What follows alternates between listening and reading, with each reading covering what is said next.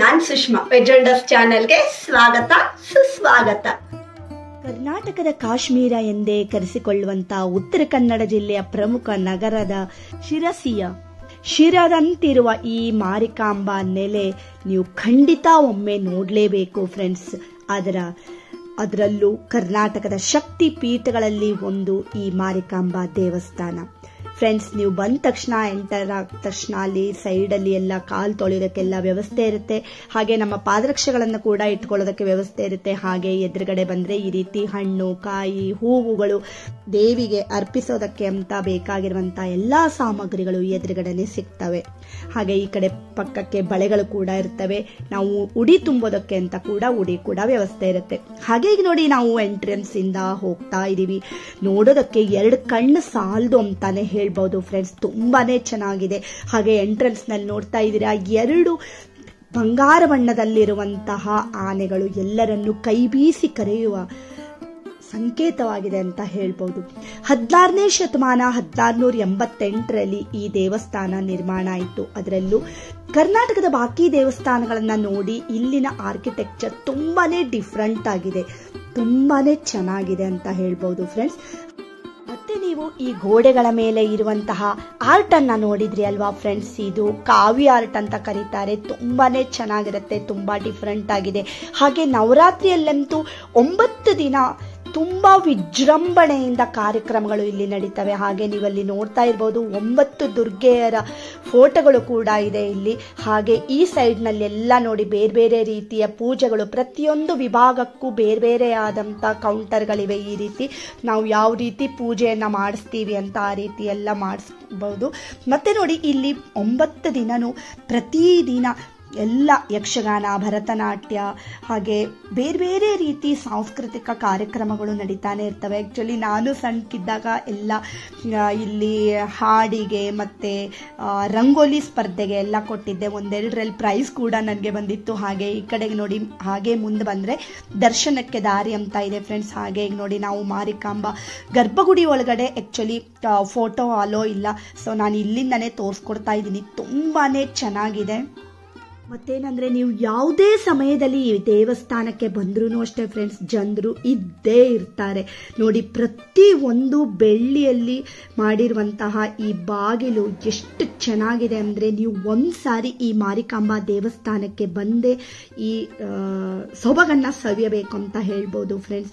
ಹಾಗೆ ಈ ದೇವಿ ಎದುರು ನಿಂತು ಭಕ್ತಿಯಿಂದ ನಾವು ಶಿರವಾಗಿ ಬೇಡಿಕೊಂಡ್ರೆ ಆ ಸರ್ವಮಂಗಳೆ ನಮ್ಮ ಪ್ರತಿಯೊಂದು ಆಸೆಯನ್ನು ಈಡೇರಿಸುವುದರಲ್ಲಿ ಸಂಶಯವೇ ಇಲ್ಲ ಅಂತ ಹೇಳ್ಬಹುದು ಫ್ರೆಂಡ್ಸ್. 7 ಅಡಿ ಎತ್ತರದ ಈ ದೇವಿ ವಜ್ರ, ಹವಳ, ನವರತ್ನ, ಸ್ವರ್ಣ ಕಿರೀಟ ಹಾರಗಳಿಂದ ಬೆಳ್ಳಿ ಪ್ರಭಾವಳಿ, 8 ಕೈಗಳು, ಒಂದೊಂದು ಕೈಗಳು ಒಂದೊಂದು ವಿಶಿಷ್ಟ ಸ್ವರ್ಣ ಖಚಿತ ಆಯುಧಗಳನ್ನ ಧರಿಸಿ, ಸಿಂಹವಾಹಿನಿ, ಮಹಿಷಾಸುರ ಮರ್ದಿನಿ, ಕೆಂಪು ಮುಖ, ಯಾ ಕಣ್ಣು ನೋಡಿದ್ರೇನೆ ಭಕ್ತಿ ಬರುವಂತಹ ಒಂದು ಸಾಕ್ಷಾತ್ ದುರ್ಗೆನೇ ಇಲ್ಲಿ ಬಂದು ನಿಂತಿದೆ ಅಂತ ಅನ್ಸುತ್ತೆ. ಅಷ್ಟು ಚೆನ್ನಾಗಿದೆ. ಹಾಗೆ ನೀವು ದೇವಿ ದರ್ಶನ ಪಡೆದು ಈ ಕಡೆ ಬಂದ ಮೇಲೆ ಪ್ರಸಾದ ವ್ಯವಸ್ಥೆ, ಹಾಗೆ ಕಾಯನ್ನು ಒಡಿಸಿಕೊಳ್ಳುವಂತಹ ವ್ಯವಸ್ಥೆ ಎಲ್ಲ ಇರುತ್ತೆ. ಹಾಗೆ ಮಧ್ಯಾಹ್ನ ಊಟದ ವ್ಯವಸ್ಥೆ ಕೂಡ ಇರುತ್ತೆ. ಹಾಗೆ ನೋಡಿ, ಈ ಮಾರಿಕಾಂಬೆಯ ವಿಶೇಷತೆ ಏನು ಇದರ ಹಿನ್ನೆಲೆ ಕತೆ ಏನು ಅಂತ ಹೇಳ್ತಾ ಇದ್ದೀನಿ ಕೇಳಿ ಫ್ರೆಂಡ್ಸ್. ತುಂಬಾ ವರ್ಷಗಳ ಹಿಂದೆ ಒಬ್ಳು ಅತಿ ಸುಂದರವಾಗಿರುವಂತ ಒಬ್ಳು ಕನ್ಯೆ ಇದ್ಲು. ಅವಳನ್ನ ನೋಡಿ ಒಬ್ಬ ಮಾಂಸಾಹಾರಿ ಅವಳನ್ನ ಮದುವೆ ಆಗ್ಲೇಬೇಕು ಹೇಳುವಂತದ್ದನ್ನ ಅನ್ಕೊಳ್ತಾನೆ. ಆದರೆ ಅವನು ಏನ್ ಮಾಡ್ತಾನೆ, ಆಮೇಲೆ ವೇದ, ಮಂತ್ರ, ಉಪನಿಷತ್ತು ಎಲ್ಲವನ್ನೂ ಕುರಿತು ಅಭ್ಯಾಸವನ್ನ ಮಾಡಿ ತಾನು ಬ್ರಾಹ್ಮಣನಂತೆ ತೋರಿಸ್ಕೊಳ್ತಾನೆ. ಅವಳನ್ನ ಮದುವೆ ಕೂಡ ಆಗ್ತಾನೆ. ಆಮೇಲೆ ಒಂದಿನ ಅವನು ಬಾಯಿ ಚಪ್ಪಲ ತಡೆಯದೇನೆ ಏನ್ ಮಾಡ್ತಾನೆ ಅಂದ್ರೆ, ಅವನು ಮಾಂಸಾಹಾರ ಸೇವಿಸ್ತಾನೆ. ಅದನ್ನ ಈ ಕನ್ಯೆ ಏನಿರ್ತಾಳೆ ಅಲ್ವಾ, ಅವಳು ನೋಡಿ ತುಂಬಾ ಕೋಪ ಬರುತ್ತೆ ಅವಳಿಗೆ. ಅಲ್ಲದೇನೆ ಅವಳು ತುಂಬಾ ಉಗ್ರರೂಪಿಯಾಗಿ ತನ್ನ ಗಂಡನನ್ನೇ ಕೊಂದು ಸ್ವತಃ ವಿಧವೆಯಾಗುವಂತ ನಿರ್ಧಾರವನ್ನ ಕೂಡ ತಗೊಳ್ತಾಳೆ. ಆಮೇಲೆ ಅವನು ಸ್ವಲ್ಪ ತಂತ್ರವಿದ್ಯೆಗಳನ್ನ ಅರಿತವನಾಗಿರೋದ್ರಿಂದ ಅವನು ಕುರಿ, ಕೋಳಿ, ಕೋಣ ಎಲ್ಲದ್ರ ಒಳಗಡೆನೂ ಸೇರ್ಕೊಂಡು ತನ್ನ ಜೀವವನ್ನ ಬಚಾವ್ ಮಾಡ್ಕೊಳ್ಳುವಂತ ಪ್ರಯತ್ನವನ್ನು ಮಾಡ್ತಾನೆ. ಆದ್ರೂ ಅವನು ಕೋಣನ ಒಳಗಡೆ ಸೇರ್ಕೊಂಡಾಗ ಅವಳು ಅವನನ್ನ ಕೊಂದು ಆ ಮನೆ ಕೂಡ ಬೆಂಕಿಯನ್ನ ಹಚ್ತಾಳೆ. ಈ ಕ್ರೌರ್ಯ ದೃಶ್ಯವನ್ನ ನೋಡಿರುವಂತ ಊರಿನವರು ಇವಳು ಸಾಮಾನ್ಯಳಲ್ಲ, ದುಷ್ಟರ ಸಂಹಾರ ಮಾಡುವ ಸಾಕ್ಷಾತ್ ದುರ್ಗಿ ಅವತಾರ ಅಂತ ತಿಳ್ಕೊಂಡು ಅವತ್ತಿನಿಂದ ಪೂಜೆಯನ್ನು ಮಾಡೋದಕ್ಕೆ ಸ್ಟಾರ್ಟ್ ಮಾಡ್ತಾರೆ. ಹಾಗೆ ಇಲ್ಲಿ ನೀವು ನೋಡ್ತಾ ಇರ್ಬೋದು, ಕೋಣನ್ ಕೂಡ ಯಾವಾಗಲೂ ಇಲ್ಲಿ ಕಟ್ಟಿರ್ತಾರೆ. ಮತ್ತೇನಂದ್ರೆ ಹಿಂದಿನ ಕಾಲದಲ್ಲಿ ಕೋಣನ ಬಲಿ ಕೊಡ್ತಾ ಇದ್ರು. ಆದರೆ 1933 ಅಂದರೆ 1933ರಲ್ಲಿ ಮಹಾತ್ಮ ಗಾಂಧೀಜಿಯವರು ಸಿರ್ಸಿಗೆ ಭೇಟಿ ಕೊಟ್ಟಾಗ ಪ್ರಾಣಿ ಬಲಿ ನಿಲ್ಲಿಸಬೇಕು ಅಂತ ಅವರು ಹೇಳ್ದಾಗ, ಯಾಕೆಂದರೆ ಅವರು ಅಹಿಂಸಾ ಮಾರ್ಗವನ್ನು ಪಾಲಿಸ್ತಾ ಇದ್ರು ಅಲ್ವಾ, ಅಂಥ ಟೈಮ್ನಲ್ಲಿ ಈ ಪ್ರಾಣಿ ಬಲಿ ಕೋಣನ ಬಲಿ ಕೊಡೋದನ್ನು ನಿಲ್ಲಿಸಿದ್ರು. ಹಾಗೆ ಈಗ ಸಿರಿಂಜ್ ಮೂಲಕ ಬ್ಲಡ್ಡನ್ನು ತೆಗೆದು ಆ ದೇವಿಗೆ ಅರ್ಪಣೆಯನ್ನು ಮಾಡ್ತಾ ಇದ್ದಾರೆ. ಸೊ ಹಾಗೆ ನೋಡಿ, ಇದನ್ನೆಲ್ಲ ನೋಡಿಕೊಂಡು ನಾವೀಗ ಹೊರಗಡೆಗೆ ಬರ್ತಾ ಇದ್ದೀವಿ.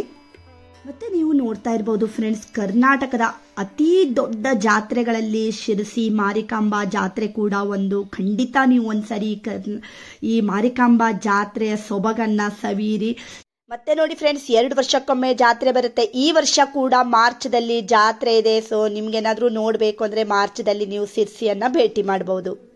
ಮತ್ತೆ ನೋಡಿ, ಲಾಸ್ಟ್ ವ್ಲಾಗಲ್ಲಿ ನಾವು ಫ್ರೆಂಡ್ಸ್ ಎಲ್ಲ ಸೇರಿಕೊಂಡು ಕನ್ನಡಿಗರ ಪವಿತ್ರ ಸ್ಥಳವಾಗಿರುವಂಥ ಬನವಾಸಿ ಕೂಡ ಭೇಟಿ ಮಾಡಿದ್ವಿ. ಆ ವ್ಲಾಗನ್ನು ಕೂಡ ಹಾಕಿದ್ದೀನಿ. ನೀವೇನಾದರೂ ಫಸ್ಟ್ ಟೈಮ್ ನನ್ನ ಚಾನಲ್ನ ನೋಡ್ತಾ ಇದ್ರೆ ದಯವಿಟ್ಟು ಸಬ್ಸ್ಕ್ರೈಬ್ ಮಾಡ್ಕೊಳ್ಳಿ. ಒಳ್ಳೊಳ್ಳೆ ವಿಡಿಯೋಸ್ಗಳು, ಒಳ್ಳೊಳ್ಳೆ ರೆಸಿಪಿಗಳು, ವ್ಲಾಗ್ಸ್ಗಳನ್ನು ನೀವು ನನ್ನ ಚಾನಲ್ನಲ್ಲಿ ನೋಡ್ಬೋದು.